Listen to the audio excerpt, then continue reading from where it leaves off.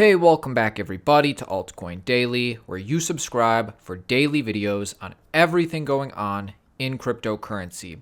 We have so much to talk about in today's video. Make sure you watch the entire thing. Check the timestamps below. First things first, let's take a look at the market. We are in a downtrend, but perhaps we have found a reversal point, or at the very least, a relief rally.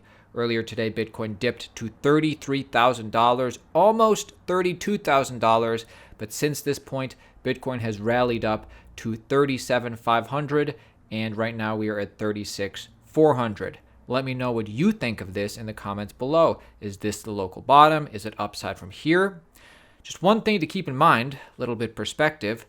When Bitcoin does get a recovery started, most people will not believe in the pump. Many will sell early or not trust it enough to buy. You mean kind of like this? Disbelief. This rally will fail like the others. Do you think we're here? Do you think there's still more upside to go? You know what? I have no idea what Bitcoin will do in the short term, but I am a long-term believer in Bitcoin and cryptocurrency, and I think there's plenty of upside in the space. That's me. Now, in other news, McDonald's is now following us on Twitter, so I don't know if anybody's looking for a job or trying to change their hours up, but feel free to, let me know in the comments and I can talk to them for you. Let's get to some other news. Let me clue you in why I continue to be bullish on this industry. South Korea has released a 5-year plan to be a metaverse world leader. Basically, they're signaling their intentions, South Korea, to go hard on the metaverse. They're saying, we're interested in this, we want to be leaders in this. Now, not a whole lot of information is known at this point, but part of South Korea's metaverse plan is to create 40,000 metaverse experts. The minister said that, quote, "The metaverse is an uncharted digital continent with indefinite potential. Anyone can realize their dreams." So, countries doing this. It's certainly newsworthy. In other news, Kevin Hart, for real, has joined the Bored Ape Yacht Club. Lots of celebrities and athletes continue to get into NFTs. And now this is the NFT that Kevin Hart bought.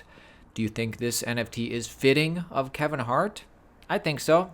He bought it for almost 80 ETH, about $200,000. So, everybody for the past year has been calling the NFT top, but brands continue to buy in. People seem to be still into it. The market goes in ebbs and flows, of course, but news like this comes out almost every month, every week at this point. NBA Top Shot NFTs have quietly surged 72% in 30 days. The NBA collectible marketplace that started the NFT boom almost a year ago is hot again after a Kevin Durant ad. So Kevin Durant invested in Coinbase, among many other cryptocurrency companies. And, like I've always said, they're not doing this to be successful just in the very short term. They're buying into this, getting equity in this, because they think cryptocurrency is going to be big for the decade, if not longer. And they have marketing dollars to do stuff like this. Kevin Durant releases an ad, people flock over to NBA Top Shots. Now, it's not all sunshine and rainbows. In other NFT news, did you hear about this? OpenSea Exploit sees Bored Ape Yacht Club NFT sell for 1,700 in Ethereum. So normally they sell for hundreds of thousands, if not millions. Well, due to an exploit, a buyer was able to get them for very cheap. A listing bug, and that's really the key here, a listing bug on OpenSea and Rarible allowed one user to buy Bored Ape Yacht Club NFTs at old prices far below the current floor price. Now, the takeaway here is not that anything got hacked. There's nothing wrong with the Bored Ape Yacht Club protocol. There's nothing wrong with the Ethereum protocol.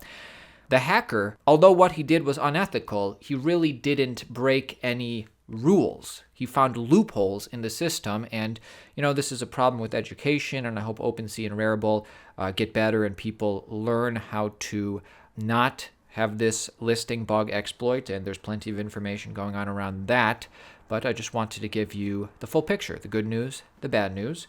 In other good news/bad news, no regrets for New York City mayor receiving his first Bitcoin paycheck and the price then dipping 50%. So this is the second major U.S. mayor to receive his first few paychecks in Bitcoin. The other one was Miami. But in this case, he started receiving his paychecks in Bitcoin, and then the price crashed. He says there's no regrets, though. He says it's a long-term thing. He still believes in it. I like that.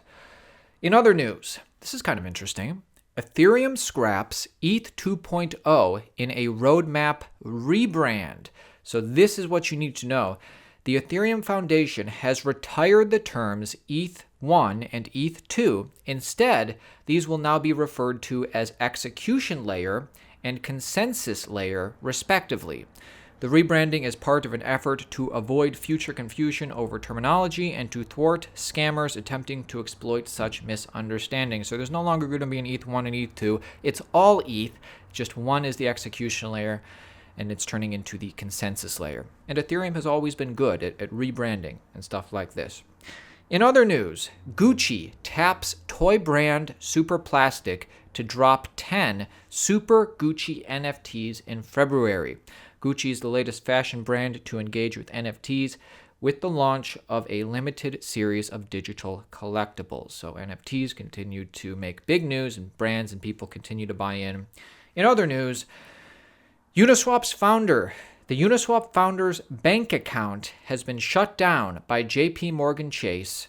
Banks do not need to provide an explanation to shut down accounts owned by clients deemed too risky, according to a former CFTC commissioner. So without any notice whatsoever, JP Morgan Chase told the Uniswap founder, "You cannot bank with us." What a commercial for Bitcoin and cryptocurrency. And then in unrelated Uniswap news, Uniswap Labs hires former Federal Reserve economist. The key takeaway is as follows. The founder of Uniswap, Uniswap Labs, has hired Gordon Liao, a former Fed economist. Liao expressed his commitment to helping the DeFi world achieve its potential and detailed why he left the Federal Reserve. However, a few have expressed skepticism at the new hire due to his past involvement in the centralized financial world.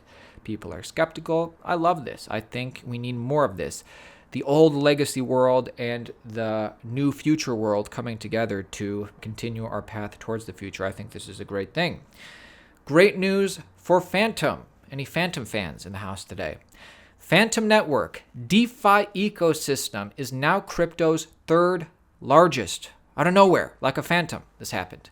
Fantom has flipped the Binance Smart Chain to become the third largest DeFi protocol in terms of total value locked. Good on Fantom.